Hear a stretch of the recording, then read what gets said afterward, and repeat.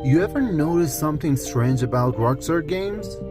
Not just that they're emotional or cinematic or immersive, but that they make you feel things on purpose at the exact moment they want you to. And the wild part, it never feels forced.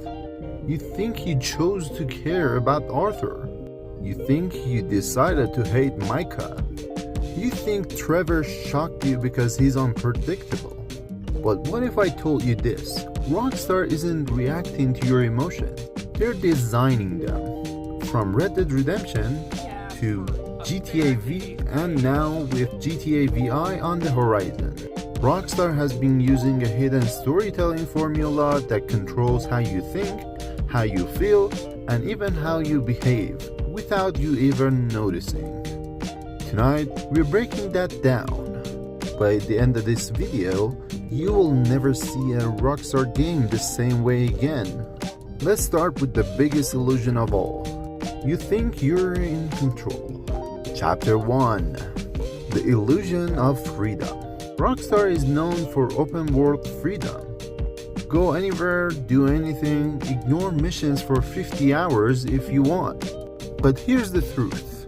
Rockstar gives you freedom on a leash.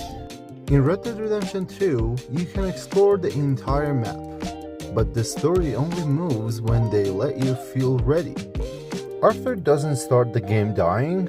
Rockstar waits. They build you up first, laughing with the gang, helping strangers, winning fights, feeling invincible.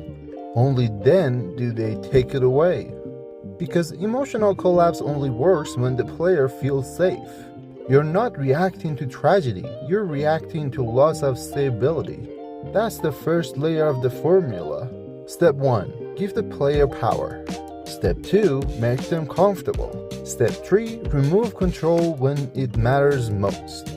You never question it because you think it's just story. But it's engineered. Chapter 2. How Rockstar makes you bond without you even realizing it. Most games force emotional connection. Rockstar hides it behind routine.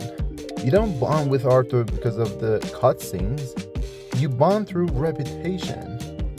Feeding the horse, cleaning the gun, setting up camp, riding quietly with the gang.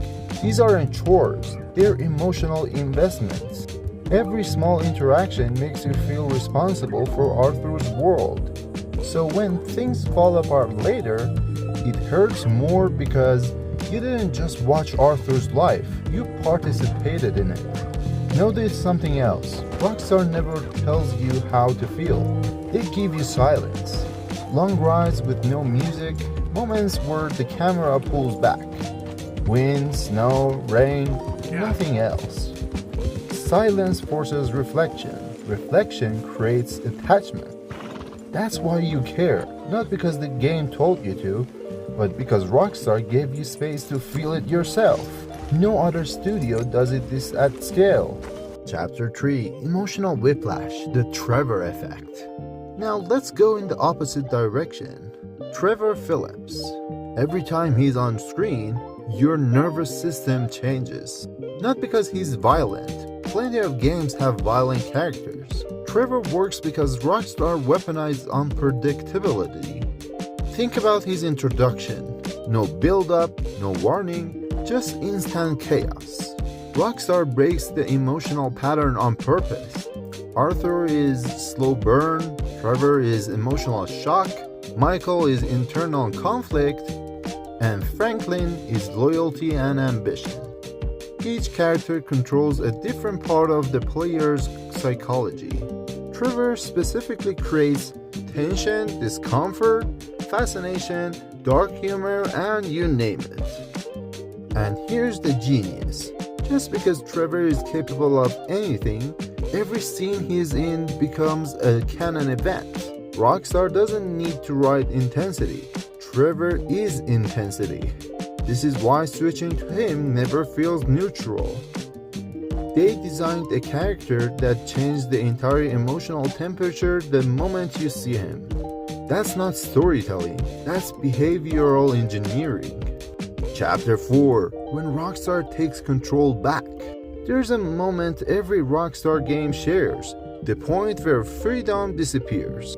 In Red Dead Redemption 2 is Guarma and the collapse of the gang. In GTA V is the final heist decisions. In first Red Dead is John being forced back into violence. These aren't random twists. They are locked-in story pivots designed to take away the illusion of choice. Why? Because when players lose control, two emotions kick in. One, helplessness. Two, meaning. You don't just watch tragedy, you feel responsible for it, even if you couldn't stop it. That's why Arthur's ending is harder than almost any game ever made. Rockstar waits until you're at maximum attachment, then removes every tool that used to make you feel powerful.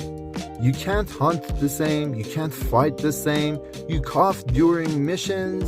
The game is literally weakening you before the story confirms anything. Players figured out Arthur was dying before the dialogue said it. That's not a plot twist, that's interactive emotional decay. And nobody else in gaming pulls that off like Rockstar. Chapter 5. Why you can't stop thinking about these characters. Most games end when the credits roll. Rockstar Games don't. Why? Because they build characters using psychological contrast. Arthur versus Micah, John versus Dutch, Trevor versus Michael, Franklin versus ambition, Lamar versus loyalty, and Sadie versus grief. Rockstar never gives you good versus evil. They give you truth versus denial, hope versus survival, loyalty versus self-preservation. That's why the endings stay with you. Rockstar doesn't close emotional loops, they leave them open. Questions never answered. Could Dutch have been saved? Was John doomed from the start? Was Arthur a hero or a product of circumstance? Your brain hates unfinished emotional business, so it keeps thinking about it. That's not storytelling, that's cognitive residue. Chapter 6. The Future. What this means for GTA VI. Now let's bring this forward, carefully and realistically. We don't need leaks, we don't need rumors, we only need what Rockstar has already shown. Here's what we know. GTA VI features dual protagonists, Lucia and Jason. The tone is grounded and emotionally realistic. The world reacts more dynamically to the player. Based on Rockstar's pattern, here's what's coming. No bigger chaos, but deeper emotional control. Dual protagonists mean two emotional states, two world perspectives, two conflicting survival instincts. If Rockstar applies their formula, Lucia will likely embody emotional stakes, consequences, and vulnerability. Jason will embody impulse, momentum, and escalation. Together, they create tension without needing betrayal. Rockstar has evolved past shock value. They're designing emotional realism. If they succeed, GTA VI won't just be the biggest open-world game ever made. It'll be the most psychologically responsive story Rockstar has ever told. Outro. So now you know, Rockstar doesn't just tell stories. They control emotional experience through invisible design. They give freedom and then take it away. They make you bond through silence, not dialogue.